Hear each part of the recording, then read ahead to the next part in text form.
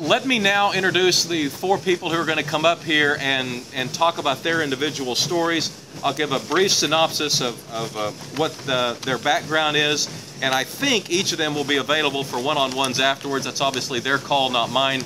But let me first interview Deborah Wallenberg. Deborah, come on up. Deborah has a starting weight of 242 pounds. In the last 4 months, she's lost 60 pounds. 65. 65 today. Deborah, we're proud of you. Thank you. Hi, I'm Deb. This was me just a little over 4 months ago. I weighed 242 pounds. I now weigh 177 and I've lost 65 pounds. Some people change. Everybody needs a motivator. And my motivator was me facing my own mortality. Here's my story. It was a new year and I had my New Year's plan. I'm going to buy healthy food, start exercising, stop drinking beer.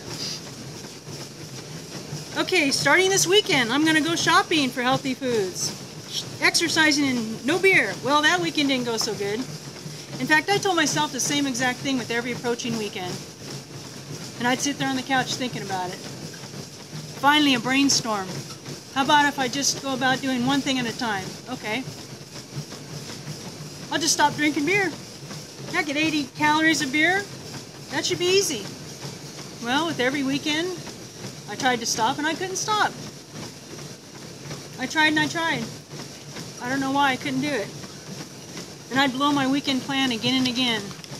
Before I knew it, it was March 9th. It was a Sunday evening and I was sitting there, another failed weekend, sitting there miserable. Why can't I stop? If I can't stop drinking the beer, how am I going to move forward with the rest of my plan? In that desperate moment, I did something drastic. I got down on my knees and I prayed an earnest prayer to a God I didn't even know. And He answered my prayer in His own way. The next day, I wasn't feeling too pretty good. And by the end of the week, I was in the hospital. The doctors told me I was on the brink of death. What? No, God didn't make me sick. I made me sick. But God had a way of making things come good out of my sickness. I was released from the hospital after 5 days, and thank God, because I have a precious little 10-year-old daughter, and I'm a single mom. I was given a second chance at life. He put me in touch with the right people. A diabetic educator, yep, I found out I was diabetic, and a nutritionist. I used up all my sick leave, my vacation leave, and I have doctor bills that have piled up, but I'm alive. And the greatest thing, that I've been filled with a strength that I've never felt in my entire life. I've been given the strength to stop drinking. It's been 4 months. I have the strength to exercise. I even went to Curves. I'd been paying for a membership at Curves for over a year and I never stepped in the door.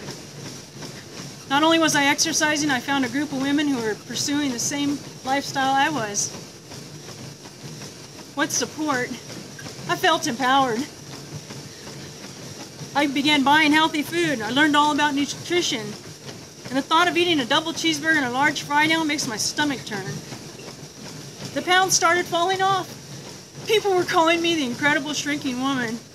Everyone wanted to know what kind of diet I was on. I told them it's not a diet. I changed my lifestyle. Mind, body, and spirit. I eat 6 times a day to keep my metabolism revved. I read all nutrition labels, as tedious as that is. I write down every single thing I eat. Calories, carbohydrates, fats, saturated fats, fiber. And I exercise 3 times a week at Curves and drink lots and lots of water. Keeping track of my calorie intake is, of course, what's making me lose the pounds. I was given a formula from the dietitian for weight loss based on your calorie consumption. It's determined by your current starting weight and the amount of maintenance calories that your body needs on a daily basis. And anyone can do this. I keep track of my carbohydrates, of course, because I have to keep my blood sugar under control since I'm diabetic. I keep track of the fiber intake because I found out that eating fiber makes you fuller longer. And I keep track of the fats, especially now that I'm diabetic, because I'm more prone to heart disease. My 3-month checkup at my doctor's office, they were amazed. My blood sugar glucose results were crazy. My cholesterol and triglyceride levels have plummeted. So it's not about losing weight anymore. It's about a healthy lifestyle for life. So do it before you end up in the hospital and don't get a second chance. Can I say a few thank yous? You bet. I'd like to say a few thank yous. I want to thank my precious daughter, who's been my personal cheerleader. To my family and friends for all their love and support. To my employer, Nicola Banking System, who didn't give me a hard time about all the work I missed and all the support I get from each employee. To BJ Mosley and her daughter, her angel daughter, Amber, and my workout buddies at Curbs. Thank you, Mayor Mick Cornett, for the OKC Millions website, which keeps me accountable to the public and myself. And I want to encourage everyone who needs to lose weight to join the website. It's not too late. Lives are changing. Yours can be one of them. We want to take Oklahoma City off the top 10 most fattest cities in America, and we can do it.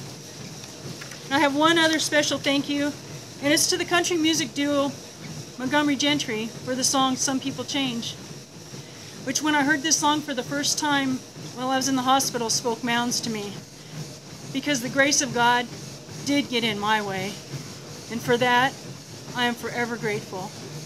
Thank you. Very much.